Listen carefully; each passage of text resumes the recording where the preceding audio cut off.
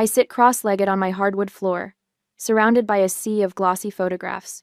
The Vermont wedding I shot last weekend turned out even better than I hoped. The bride's cream-colored gown against the autumn foliage created exactly the contrast I was aiming for.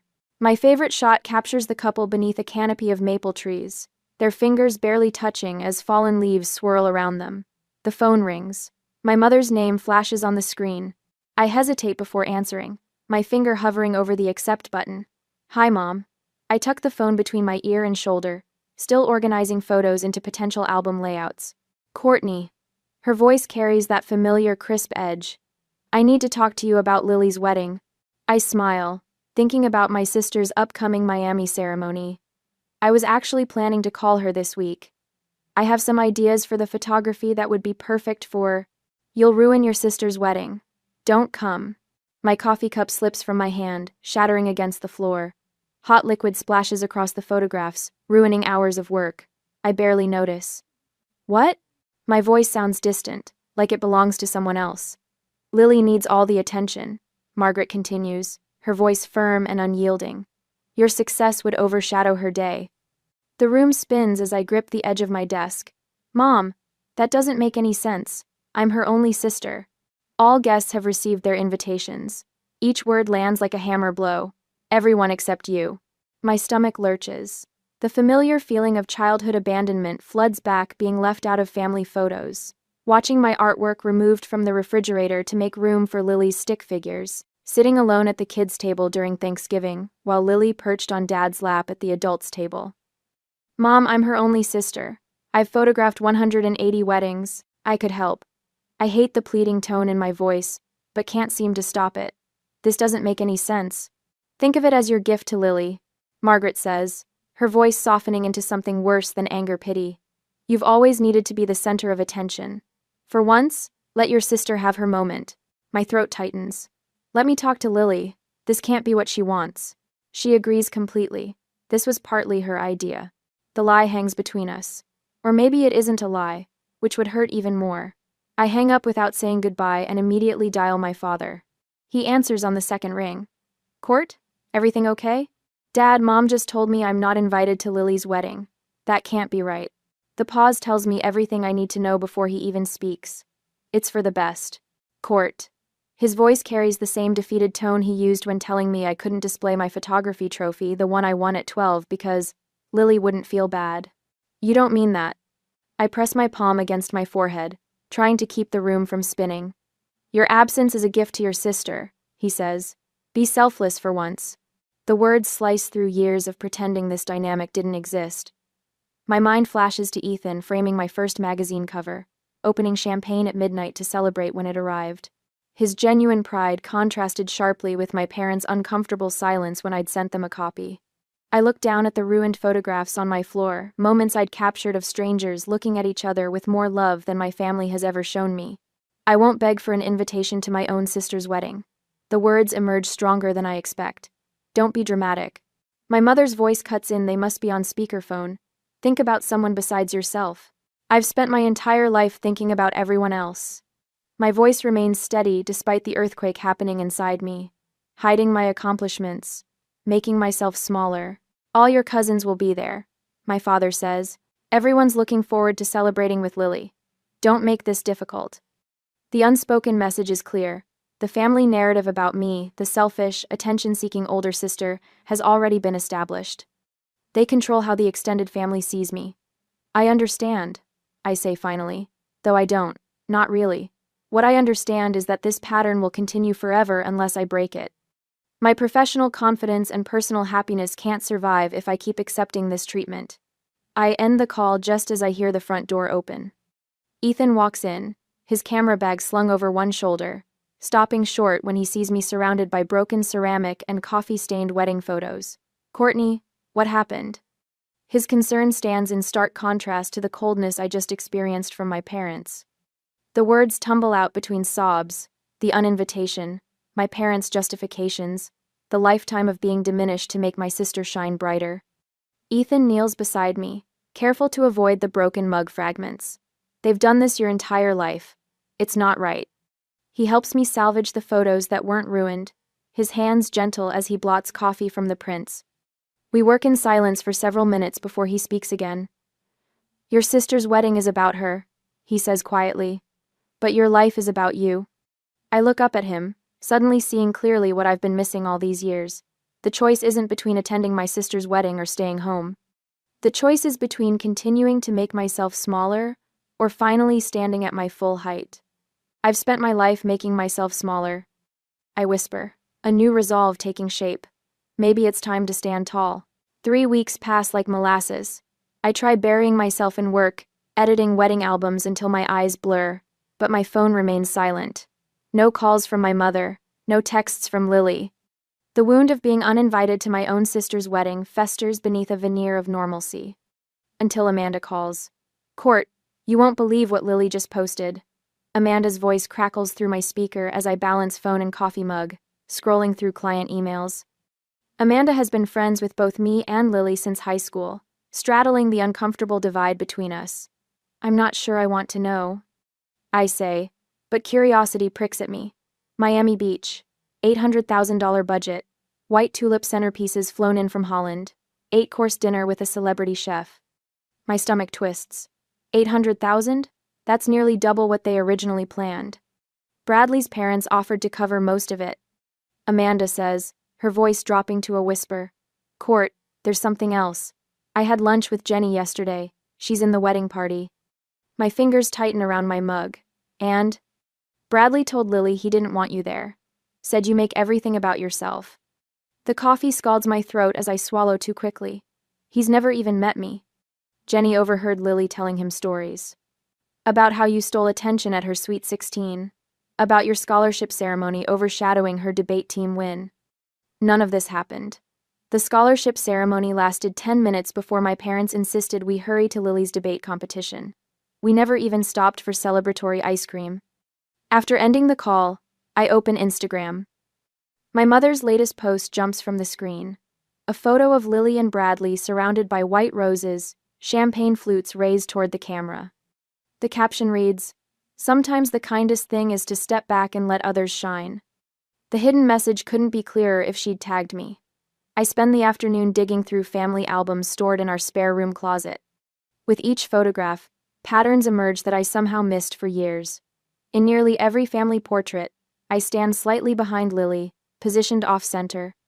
My grandparents' pride in my first photography exhibit, noticeably dimmed after my mother whispered something in their ears. The time my father asked me to tone down my excitement when I won state photography competition because Lily had a rough week. It wasn't isolated incidents. It was systematic. Ethan finds me surrounded by photographs when he returns from filming. Without a word, he sits beside me on the floor, picking up a family beach vacation picture where my smile looks strained. Look at this, he says, pulling up his laptop. He opens a folder labeled Courtney Client Reviews and begins reading. Courtney Palmer didn't just photograph our wedding. She captured the exact moment I realized I would spend my life with this person. She has a gift for seeing people as they truly are. He reads another. Every time we look at our wedding album, we relive the day through Courtney's eyes. She made our day magical. Then another and another dozens of testimonials praising not just my technical skill but my ability to capture authentic emotion. A stark contrast to my family's narrative. These people see you, Ethan says simply. Your family can't. I stare at the photograph in my hand, 16-year-old me holding my first DSLR camera, careful not to smile too broadly because Lily had just received a B on her math test. My whole life, I thought if I just achieved enough, they'd finally be proud. But that was never the deal, was it? The deal was that I would always diminish myself so Lily could feel exceptional. That's their story, Ethan says, not yours. Past midnight, my phone buzzes. Lily's name illuminates the screen. I consider letting it go to voicemail, but some stubborn hope makes me answer. Hey, she says, her words slightly slurred. Are you awake? I am now. I'm at Hannah's bachelorette weekend. Everyone's asleep but me. A pause. I miss you, Court. The familiar ache returns. Then why aren't I invited to your wedding? She sighs heavily. Mom's afraid you'll charm everyone. You always do. Another pause. Bradley's parents have all these important connections. The wedding has to be perfect. And I'd ruin it by existing? You don't understand what it's like, Lily whispers. Sometimes it's hard being the favorite. The expectations crush me. I almost laugh at the absurdity. You're worried about expectations? I've spent my entire life trying not to outshine you. That's not true. It is, and deep down you know it. Silence stretches between us. Finally, she says, I should go, and hangs up. I sit motionless in the dark living room until Ethan finds me there an hour later. His eyes, sleepy but concerned, scan my face. What if we got away for the weekend? He suggests, pulling me against him. Clear your head. The next evening, we meet my photographer friends Sophia and Michael for dinner. I haven't told them about the wedding situation, but somehow they've heard. Your family can't see your light, Sophia says fiercely over pasta, because they're the ones dimming it. Michael leans forward. This isn't about winning or losing, Court. It's about reclaiming your narrative. How? I ask. Sophia smiles. By living well, by creating something beautiful. Their words roll through my mind, as Ethan and I walk home through the cool Seattle evening. Stars poke through the city's light pollution, remote and steady. They're right, I say finally. If I keep seeking their approval, I'll never stop making myself smaller. Ethan squeezes my hand. Then stand tall. I look up at the narrow strip of night sky visible between buildings, feeling something shift inside me, not just anger or hurt, but determination. For 27 years, I've lived by their rules, even from a distance, waiting for permission to take up space. To shine. I'm done shrinking, I say, the words settling into my bones like truth. I spread travel brochures across the coffee table in our cabin rental. After that devastating call from my parents, Ethan had insisted we needed a weekend away from Seattle to clear our heads. Lake Chelan in early summer offers exactly what we need, distance from family drama and space to breathe. Court, come look at this. Ethan waves me over from the deck where I've been photographing the sunset. His laptop screen glows with images of a stone villa perched on cliffs above impossibly blue water. What am I looking at? I settle beside him on the couch, still clutching my camera. Remember Giovanni, the director from the Milan documentary last year? I nod, recalling the elderly Italian filmmaker with wild silver hair who'd taken an immediate liking to Ethan during their collaboration. He rents his family villa for small weddings. Ethan clicks through photos, a stone terrace overlooking the Amalfi Coast, flowering vines cascading down ancient walls. A view that stretches forever across the Mediterranean. It's beautiful, I murmur, but my stomach tightens. We've been together 4 years and haven't seriously discussed marriage. Not because we don't want it, but because. We've been postponing our happiness to avoid their disapproval. Ethan says it so plainly that I jerk my head up to meet his gaze. What? Think about it, Court. How many times have we talked about getting married someday? But we always find reasons to wait. The truth of his words hits me like a physical blow. I've been arranging my entire life around my family's approval, or rather, the desperate hope of someday earning it. 4 years of building our life together while waiting for permission from people who will never give it. Ethan takes my hand. Look at these dates. September 15th is available. My photographer's eye immediately calculates the angles, the light. That's perfect golden hour timing on the Amalfi Coast. 1 month before Lily's wedding, he adds softly. I look at him sharply. You think we should get married right before my sister? I think we should get married when and where we want to. We could have exactly the wedding we want, Court, not some production to please your parents or compete with Lily. Oh, so. He's right. Even from across the country, I've been living by their rules, waiting for some mythical moment when they might finally see me, support me, celebrate me. September 15th. I whisper, my mind already composing shots.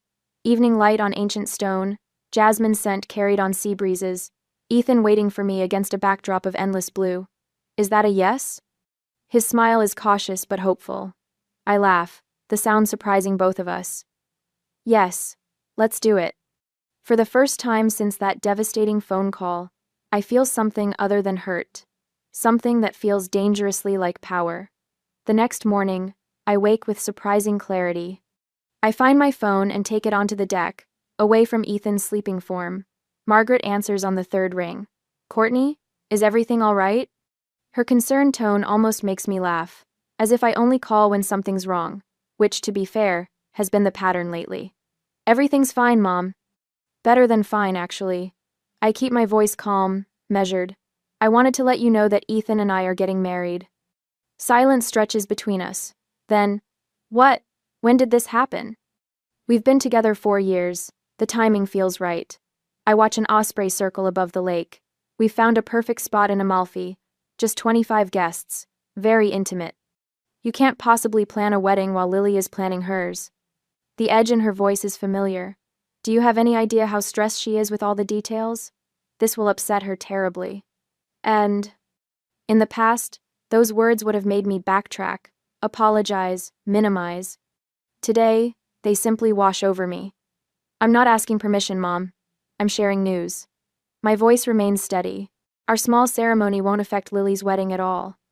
This is exactly what I mean about you always needing attention. She snaps. First you make a fuss about not being invited to Lily's wedding, and now you're planning your own right before hers? I take a deep breath. This isn't about Lily. This is about the life Ethan and I are building. Richard! I hear her call to my father. Courtney is trying to upstage Lily's wedding with her own. I close my eyes, but instead of the familiar shame, I feel strangely calm. I need to go, Mom. I just wanted you to hear it from me directly. Courtney. Goodbye, Mom. I end the call on my terms, not hers. The osprey dives toward the lake surface, emerging with a fish in its talons. I sit in the morning sun, waiting for the guilt and doubt to come. Instead, I feel only lightness. When I return inside, Ethan is making coffee. How'd it go?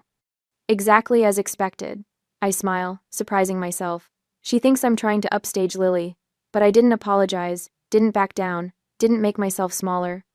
He hands me a steaming mug. Proud of you. My phone buzzes with texts from Jasmine and Taylor, 2 photographer friends I'd messaged last night about our plans. They both want to photograph the ceremony. I tell Ethan, scrolling through their enthusiastic responses. They say it's about time someone captured my moments instead of just everyone else's. Ethan grins. I emailed Giovanni. He's thrilled to host us. Says the light that week is magical. More messages arrive throughout the day, my wedding clients from the past 2 years offering connections to Italian vendors, suggestions for music, promises to help however they can.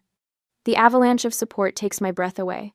Late that afternoon, Ethan's laptop pings with an email confirmation from Giovanni, including a personal note. My villa has hosted many weddings, but rarely ones between true artists who understand how to capture beauty. The house awaits your vision. I study the attached photos, already planning compositions, lighting setups, the exact moment when the setting sun will paint the stone walls gold. For the first time, I understand why my clients cry when they see my work. The power of having someone truly see your love story and capture it in its most perfect light. Should we invite them? I ask Ethan that evening as we watch stars appear over the lake. My family? Risk the drama? Or focus on creating our perfect day without their shadow? He wraps his arm around me. That's entirely your call. But remember, wedding photographer extraordinaire, what matters most in those moments you capture? Authenticity. I answer without hesitation. Then that's your answer. He kisses the top of my head. Whatever choice feels most authentic to you. I lean against him, watching the constellations emerge. The question suddenly seems less important than the realization that for the first time in my life, I'm making choices without calculating their effect on my family's approval. If this small act of independence feels this liberating, what might complete freedom from their judgment feel like? I spread out my portfolio on the living room floor, arranging wedding albums in a semicircle around me. It's been exactly 1 week since we booked Giovanni's villa on the Amalfi coast, and the initial euphoria has settled into something more substantial, a quiet determination. What's all this? Ethan asks, stepping carefully between the albums. Research. I tap the cover of a winter wedding I shot in Vermont. I've photographed 180 weddings, but I've never analyzed what actually makes them meaningful. Our apartment has transformed into a command center. The dining table displays timeline charts, the walls showcase inspiration boards, and color-coded guest lists occupy every flat surface. My industry connections, florists, officiants, caterers have all reached out after hearing our news, but I'm filtering every offer through a single question. Does this authentically reflect us? Ethan sits cross-legged beside me, paging through an album from a Napa Valley ceremony. This doesn't feel like you're planning revenge anymore. It's not revenge, I say. studying a candid reception shot where the groom's elderly grandmother dances with a flower girl. This is about creating something genuine. The satisfaction I felt telling my mother about our wedding plans has faded. That momentary victory wasn't enough. What matters now is building something authentic, not reacting to their exclusion. I pull out my notebook where I've been studying techniques to document our own ceremony. Since we're both behind cameras professionally, I want to ensure we capture our day properly.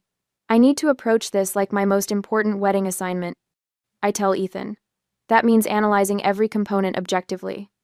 In my professional shoots, I constantly look for unguarded moments, a father tearing up, hands intertwining, laughter during the vows. Those split seconds reveal more than any posed portrait. Now I'm applying that same analytical eye to our ceremony. What if we treated this like a documentary? Ethan suggests, his filmmaker instinct emerging. Let's tell our story, not theirs. I nod, already sorting through my portfolio for examples. Which moments actually matter? When I look through thousands of weddings I've shot, the same elements consistently resonate. Together, we begin examining my collection of photographs, identifying what creates authenticity. Not the expensive centerpieces or designer gowns, but the raw emotion captured when couples think no one is watching. We need Maria and Alex, I decide, referring to photographer friends whose work I've always admired. They understand my vision and can document while we experience. Ethan makes a note. Giovanni emailed this morning about local vendors and legal requirements. The paperwork needs filing 6 weeks before the ceremony. Harmon. We spend the afternoon coordinating logistics, cross-referencing with Italian marriage requirements, and selecting the few guests who've consistently supported us.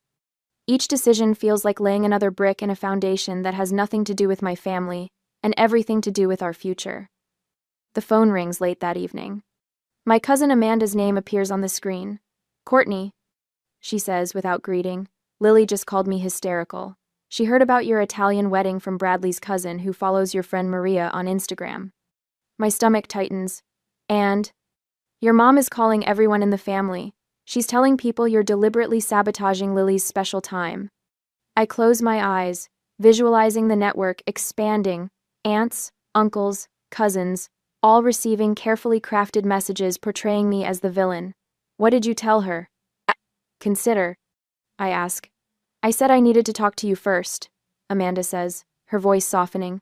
Court, are you doing this to get back at them? The question hangs between us. A week ago, the answer might have been yes. Now, looking at our meticulously crafted plans spread across the apartment, I know differently. We're creating something authentic, I tell her, not competing with anyone. After hanging up, I find Ethan standing in the doorway, concern etched on his face. They're mobilizing the extended family, I say. He steps forward, placing his hands on my shoulders. Does that change anything for us? I look around at our command center, every element selected to reflect our values rather than respond to their rejection. No, I say with certainty. We keep building. 3 days later, I stand at the window of our apartment, sunlight spilling across my open laptop where Giovanni's latest email glows on the screen. The Amalfi Coast villa looks even more perfect in the new photos he's sent. Weathered stone walls draped with flowering vines, a terrace overlooking the Mediterranean, and the ancient olive trees that will provide branches for our ceremony. Did you see what Giovanni found? I call to Ethan, who's arranging camera equipment in the living room, a local florist who specializes in jasmine garlands. The scent will be incredible at sunset. Ethan looks up from his packing, a smile spreading across his face. That's exactly what we talked about. The documentary crew is confirmed too. Marco and Sarah will handle the main coverage while I focus on just being your groom. Our living room has transformed into a command center over the past weeks. Inspiration boards line the walls with fabric swatches in natural tones, sketches of table arrangements, and lighting diagrams for the golden hour when we'll exchange vows. No detail has been left to chance. I finalized the invitations this morning, I say, sliding a cream-colored envelope across the table toward him. Inside is a handcrafted card with pressed olive leaves and our names in simple calligraphy. Just 25 people who've consistently been there for us. Ethan examines the invitation, running his finger over the raised lettering. Perfect. Elegant without being showy. He meets my eyes. This is about creating memories that matter, not impressing anyone. I nod, feeling a calm certainty that has replaced the frantic energy of our initial planning. We're building something authentic, something that reflects who we are as a couple and as individuals. Each decision feels right in a way I never experienced when trying to please my family. My phone buzzes on the table. Lily's name appears on the screen. My stomach tightens as I pick it up, scanning the message. The Italian consulate said you filed for a marriage license. Why are you trying to steal my spotlight? My hands tremble slightly as I set the phone down. Lily knows about the license. I show Ethan the message. How would she even find that out? Your mother must have connections, Ethan says quietly. Or they've been watching closely. What if they try to interfere? The question slips out before I can stop it. What if they contact Giovanni or try to turn our guests against us? Ethan takes my hands, his grip steady and warm. Then we adapt. We've already decided who matters in our lives. The people coming to Italy are the ones who truly support us. My phone buzzes again with another text, this time from my cousin Jenna. Aunt Margaret called asking about your Italian wedding. She seems really upset. What's going on? Then another message from my college roommate. Your dad just reached out about some wedding in Italy? Are you okay? I close my eyes, feeling the walls closing in. They're mobilizing the extended family, just as they did with the Miami wedding. The familiar pattern of pressure and guilt sweeps over me. They're contacting everyone, I whisper, making me sound selfish again. That was always their plan, Ethan says. Question is, do we engage with these accusations or stay focused on our vision? I look around at our carefully crafted plans, the result of weeks of thoughtful consideration. I don't want to get pulled into their drama. This isn't about them. Later that evening, after securing our venue's privacy settings and alerting our small guest list about potential contact from my family, I step onto our balcony.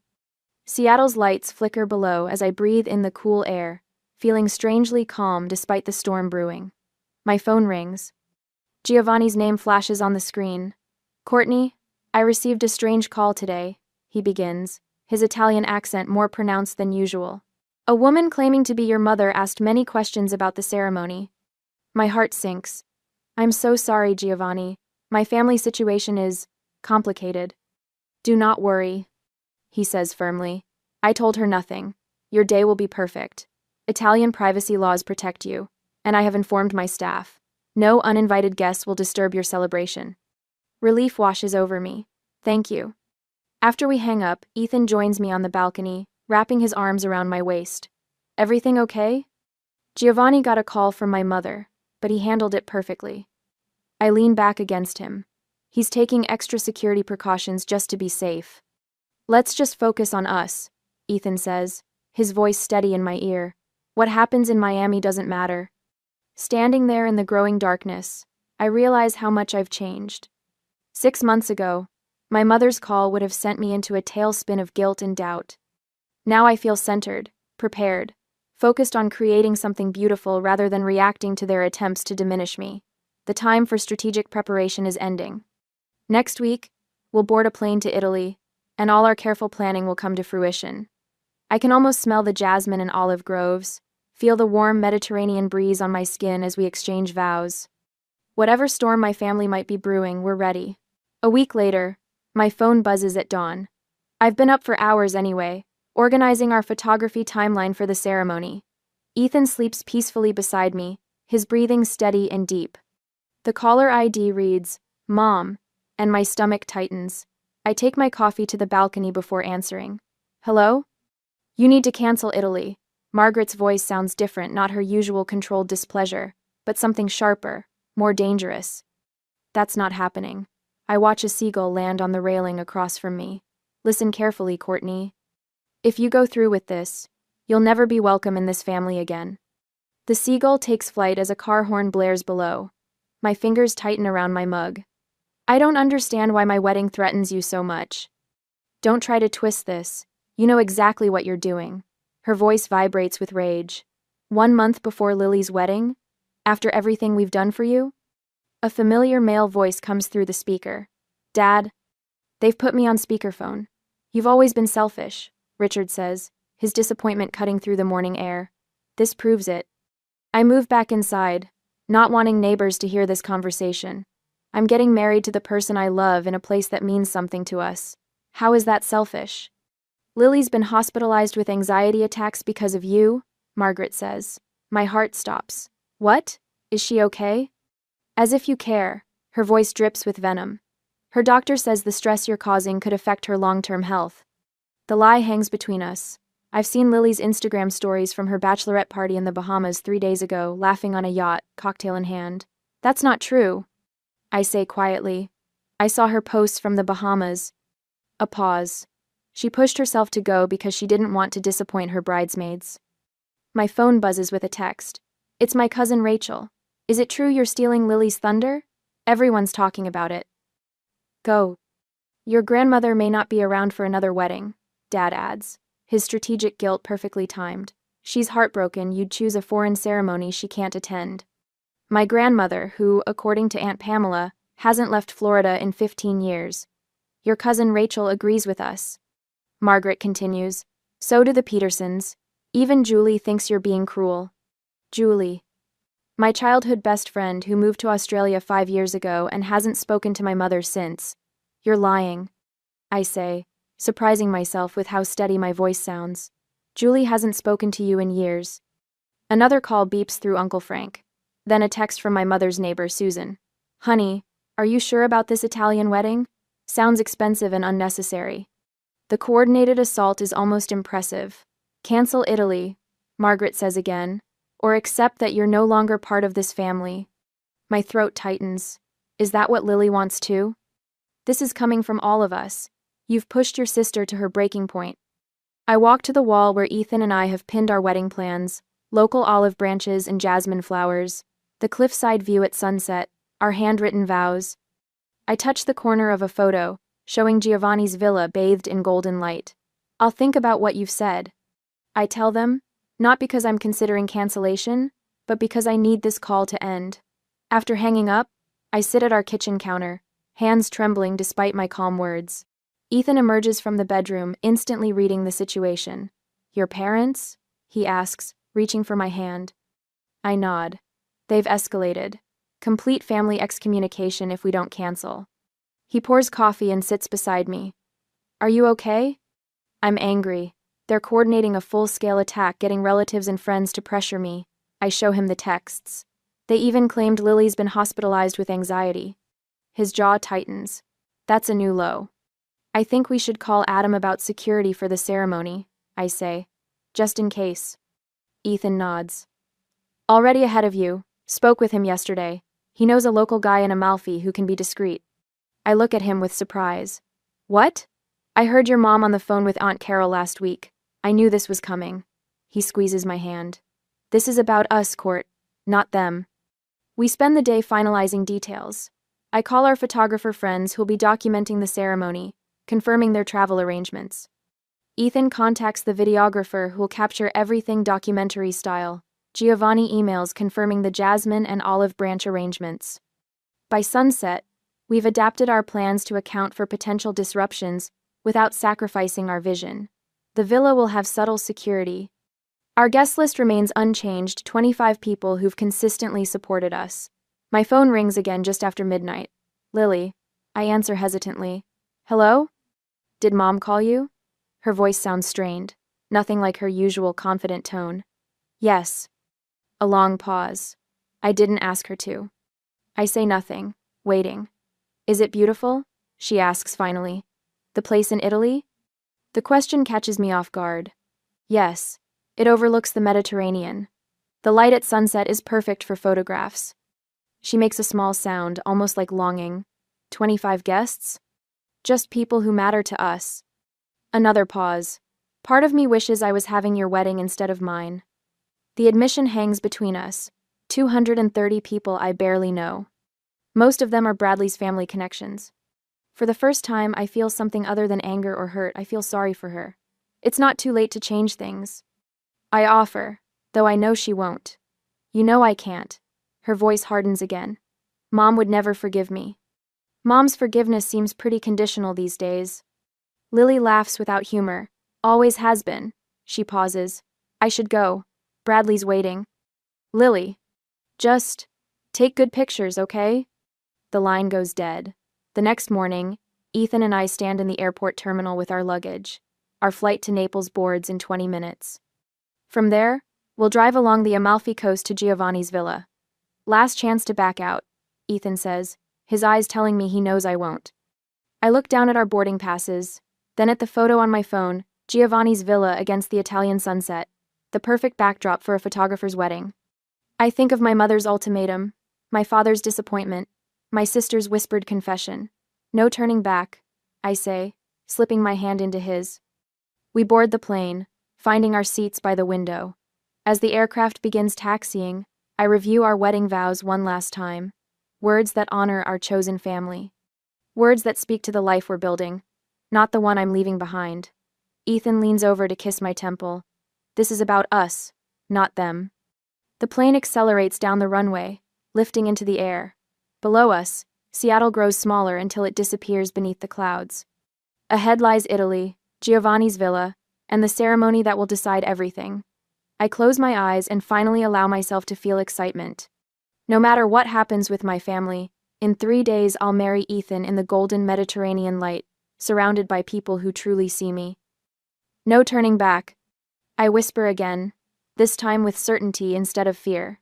On our wedding day, I stand at the edge of Giovanni's villa terrace, breathing in the scent of jasmine that winds through the iron railings. The September sun hangs low over the Amalfi Coast, bathing everything in that perfect golden light I've spent years chasing through my camera lens. Is it everything you hoped for? Ethan asks, sliding his arm around my waist. Better, I whisper, my voice caught somewhere between awe and disbelief. The Mediterranean spreads before us, a canvas of deep blue dotted with fishing boats returning to harbor. Behind us, our 25 guests mingle on the stone patio where white wooden chairs face an arbor draped with olive branches and jasmine vines. Giovanni approaches, his weathered face creased with genuine pleasure. The light is perfetto today, he says, gesturing toward the horizon. In 40 years filming here, I have never seen it more beautiful. He squeezes my hand. Your photographer friends are setting up now. They say the conditions are ideal. I nod, unable to form words. After years of capturing other couples' memories, today my vision will shape my own wedding. James and Vanessa, 2 photographers I've collaborated with for years, position themselves at opposite ends of the terrace. Not competing, but complementing, capturing different angles of the same authentic moment. Just as we planned. 10 minutes, Ethan's friend Marcus announces, adjusting his camera rig for the documentary filming we've arranged. No staged moments, no artificial poses. Just truth. I retreat to the villa's master bedroom, where my simple silk dress hangs by the window. The fabric catches the breeze, dancing slightly. Not a princess gown like Lily's, but exactly what I would have chosen for my most important client. As I slip it on, I remember all those brides I've photographed, their nervous excitement, their transformative joy, and finally understand. When I emerge onto the terrace, the guests rise. Their faces, friends who've celebrated my successes when family wouldn't, clients whose weddings became friendships, colleagues who respect my vision reflect back the person I am, rather than the diminished version my family insists upon. The guitarist begins playing Northern Sky by Nick Drake, not the wedding march, but a song Ethan and I discovered during our first road trip together. I walk toward him alone, no one giving me away because I belong to myself first. Ethan watches me approach, his expression open with wonder. Not the polite admiration of a groom seeing a bride in white, but the genuine recognition of someone seeing their partner choosing joy. The officiant welcomes everyone as the sun begins its final descent toward the horizon. The timing is perfect, exactly when photographers call the golden hour. Light spills across the terrace, casting everything in rich, warm tones that need no filter. Marriage isn't just the joining of 2 people, the officiant says, but the creation of a new story, one written together, day by day. Ethan's voice stays steady as he recites his vows. I promise to see you, not just look at you, but truly see you. To celebrate your success as my own. To build a home where your light is never dimmed. My hands tremble slightly as I unfold my paper. I promise to stand tall beside you. To create beauty without apology. To remember that love doesn't require permission. As we exchange rings, the Mediterranean turns to liquid gold behind us. James shifts positions, capturing the moment the light catches the simple bands. Vanessa crouches low, framing us against the coastline. They move with practiced precision, executing our strategy with perfect coordination. When the officiant pronounces us married, applause erupts from our chosen family. No polite golf claps or obligatory smiles, just genuine celebration from people who want us to succeed. During the intimate dinner that follows, our documentary team captures the authentic laughter, the spontaneous embraces, the quiet moments of connection that marketing campaigns can never manufacture. Giovanni rises for a toast, his Italian accent growing stronger with emotion. I have seen many American movies about weddings, he says, drawing chuckles from our guests. Always there is drama, always someone objects, but true love, he pauses, looking directly at me, true love requires courage to claim your own story. I glance at Ethan, who squeezes my hand under the table. My own story, not the supporting character in someone else's. The evening unfolds exactly as I envisioned. The guitarist plays soft melodies as twilight deepens. Strings of lights illuminate the terrace where our friends dance without self-consciousness. No forced traditions, no performative cake cutting, no obligatory dances with fathers who diminish you. Hey! James approaches, his camera hanging at his side. I got something earlier I think you should see. He shows me his camera display, a shot taken during the ceremony. Ethan and I in profile, our hands joined, the Mediterranean spread behind us in a wash of gold and blue.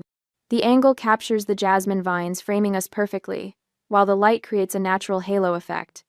It's exactly what I would have composed for my highest-paying client. Do you mind if I post this one? James asks. It's special. I nod, suddenly unable to speak. As James walks away to upload the image, Vanessa appears at my side. That's going to break the internet, she predicts, nodding toward James's retreating figure. It's just a wedding photo, I say automatically. The habit of minimizing my success is still strong.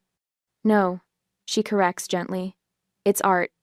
Later, as Ethan and I share a quiet moment at the terrace edge, my phone begins buzzing with notifications.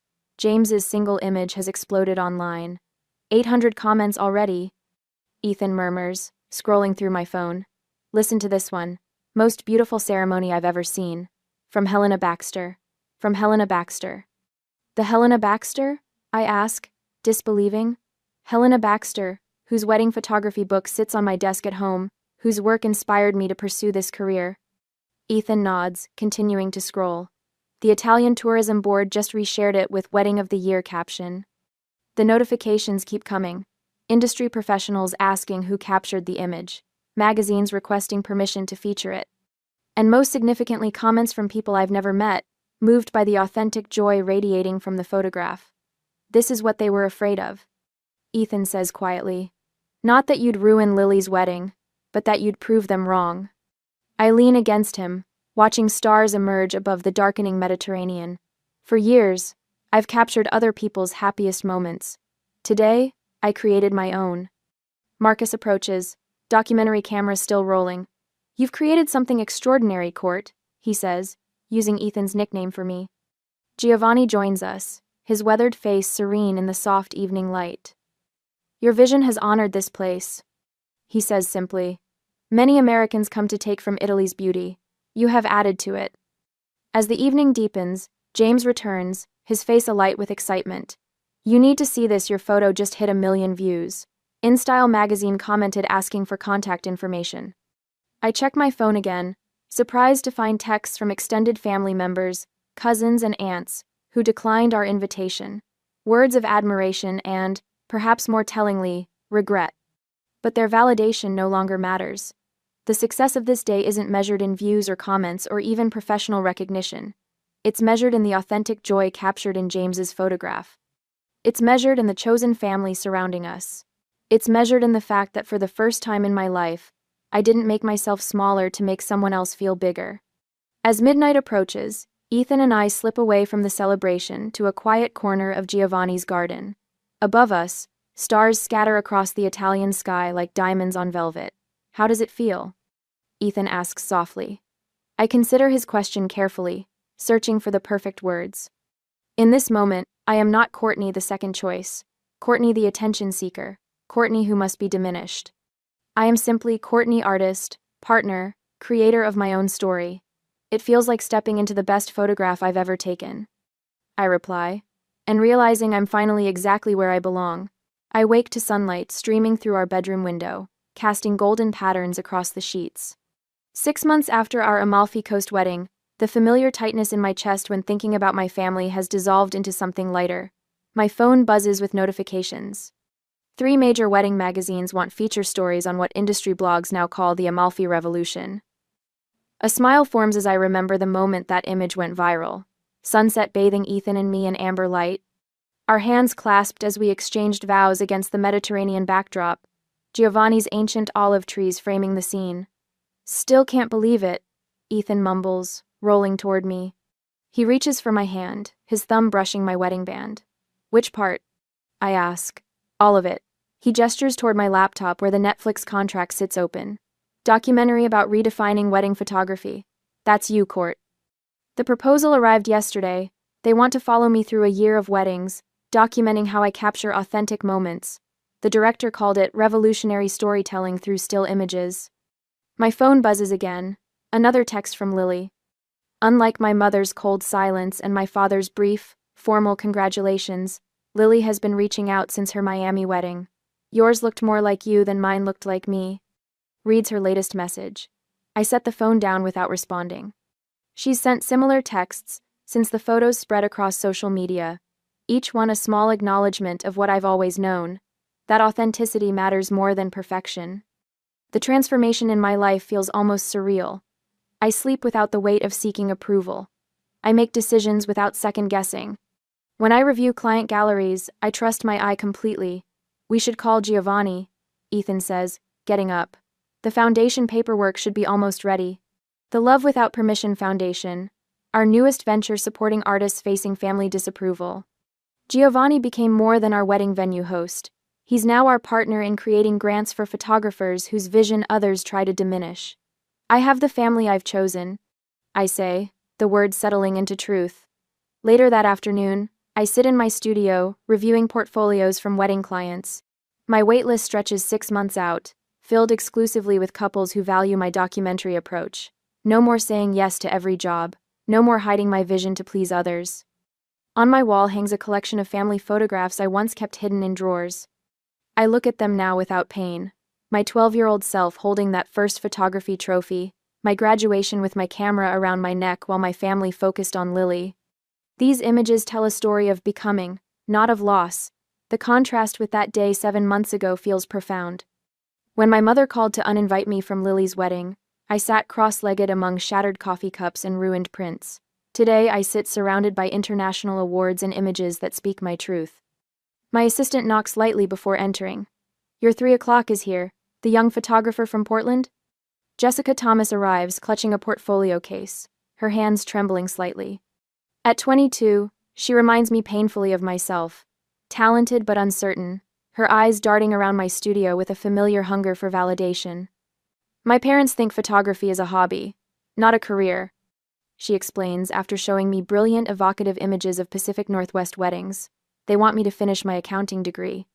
5 years ago, I would have offered sympathy and platitudes. Today, I recognize the moment for what it is, a chance to break a cycle. Your vision matters, I tell her, meeting her eyes directly. Don't diminish it for anyone. I explain the mentorship program I've launched, connecting young photographers with established professionals who understand family pressure. Your light doesn't diminish anyone else's, I say. Words I wish someone had told me years earlier. Jessica leaves with a spot in our workshop series and tears in her eyes. As the door closes behind her, Ethan walks in with his camera. Documenting another transformation? I ask, nodding toward his lens. The foundation wants footage for the website launch. He sets up his tripod. 3 photographers have already secured exhibitions through our grants. The series on Chosen Family premieres next month. I think about how completely the frame has shifted. My mother once told me to make myself smaller for Lily's wedding. Instead, I created something true to my vision that helped others stand taller. That evening, I stand before a crowd accepting the International Vision Award for Wedding Photography. The applause washes over me as I approach the podium. The faces looking back include colleagues who documented our Amalfi ceremony, clients whose authentic moments I've captured, and Jessica sitting proudly in the front row. The frames we choose define the story we tell. I begin, voice steady and strong. For years, I allowed others to frame my story through their limitations. I accepted being cropped out, pushed to the background, my colors muted. The room grows quiet. Authenticity isn't selfish, I continue. It's the greatest gift you can give, to yourself and to others seeking permission to shine. As I hold the award, I think about that broken coffee cup on my floor, the ruined photographs, the moment when everything changed. The truth crystallizes in my mind with perfect clarity. When people try to make you smaller, that's when you need to stand tallest.